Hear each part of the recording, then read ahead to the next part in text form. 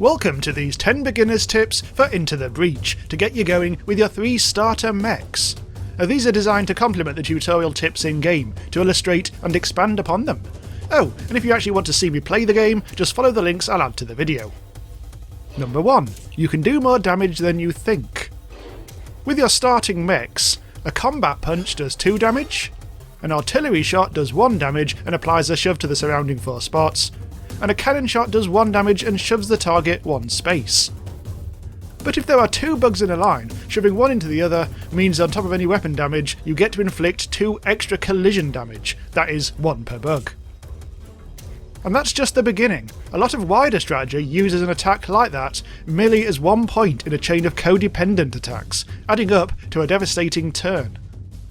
Note that if something on a tile gets hit by a shove blast from an adjacent tile, this doesn't on its own do any damage, and that includes city tiles.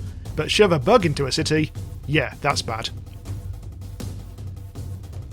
Number 2. The power bar at the top is your god.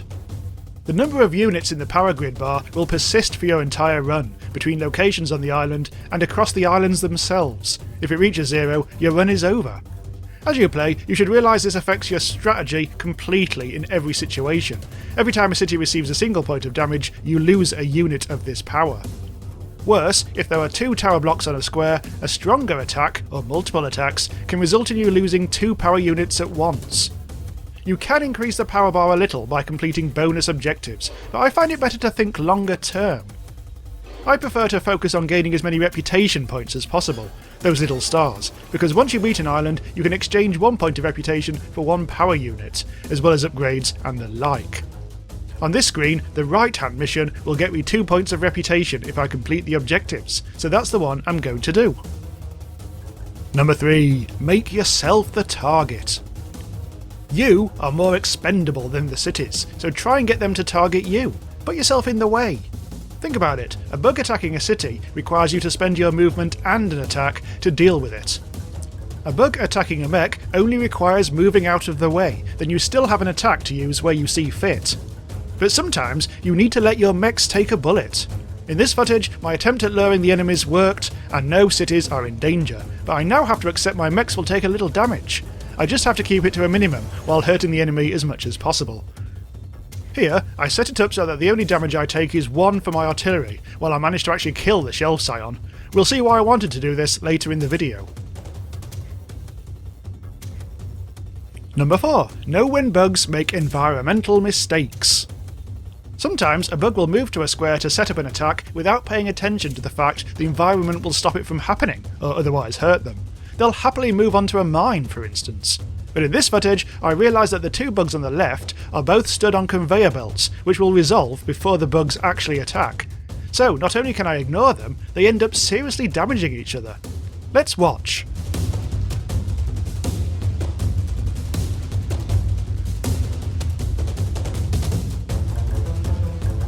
Idiots. Number 5. Study the order of attack. Hover your mouse over the attack order icon and you get a fairly simple list of rules about what order the game resolves everything when it's the enemy's turn to attack, such as any fire damage applying before anything else happens. But it also highlights in which order the individual bugs will carry out their attacks. In this footage, 2 bugs at the bottom are attacking a crucial terraformer. I want to prevent both attacks happening by using my artillery mech to shove one of the bugs into a position where it attacks and kills the other. I'll also need to use my other mechs to reduce the health of the second bug to make this possible, but this plan will only work if the second bug dies before it attacks the terraformer. So, I use the attack order to decide which bug needs to be shoved and which needs to die. The bug on the left will attack first, so that's the one that actually needs to be moved. Now let's see the turn unfold.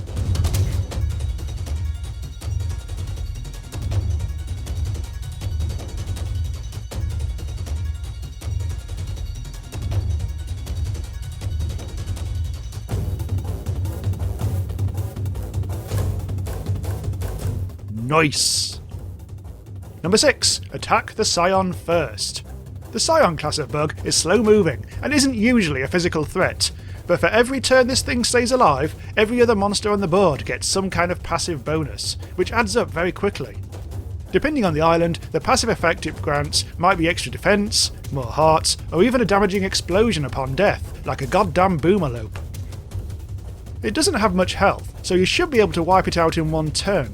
One fist punch will do it, but as usual, take your time to consider if there are more cunning and efficient ways to achieve this, like we saw earlier. Bear in mind, even if spending a move attacking it results in having to take a little damage elsewhere, think about how much future damage you're preventing. Number 7. Weigh up bonus objectives carefully. Don't let the bonus objectives go to your head. It's easy to end up sacrificing a city while you're busy trying to get a single power bonus, a textbook zero-sum game.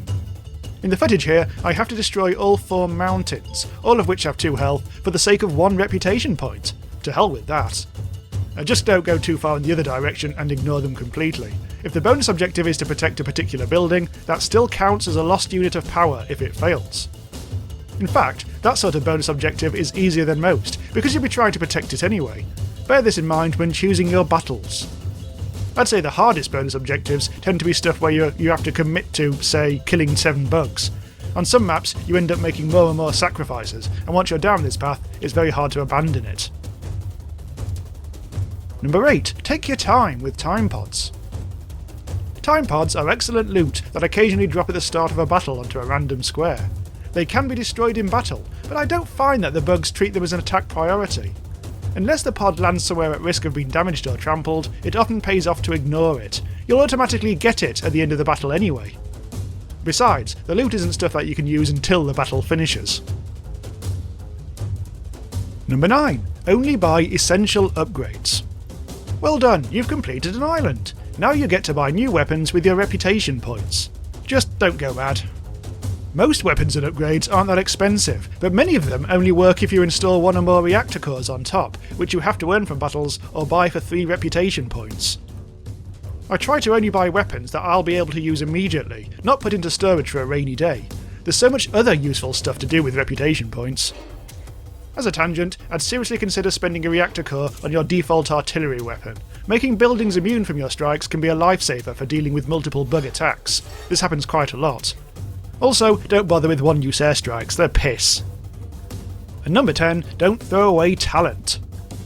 Remember that when you do finish a run, you get to carry over 1 pilot for the next run, with their associated XP gains and resulting skills.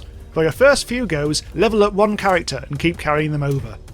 Keep them alive in your strongest mech, and don't forget to add a little extra health to that mech between islands, if you can.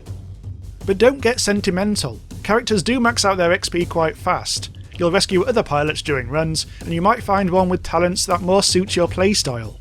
And eventually, you'll earn coins to unlock different sets of mechs, but by then, you won't be a beginner, and won't need the likes of me giving you patronising advice and pats on the head like a goddamn baby. Okay, that's 10 tips, although possibly the most important one is the most obvious. Take your time with every move you make in Into the Breach. This is warfare boiled down to the most concentrated form, and there are no trivial turns. Please do add your own advice into the comments, and if you did find this useful, consider supporting me on Patreon, so I can continue to afford to spend time and money bringing you as many of the best indie games as possible. Or I'll shove you into a well. Well, that escalated quickly.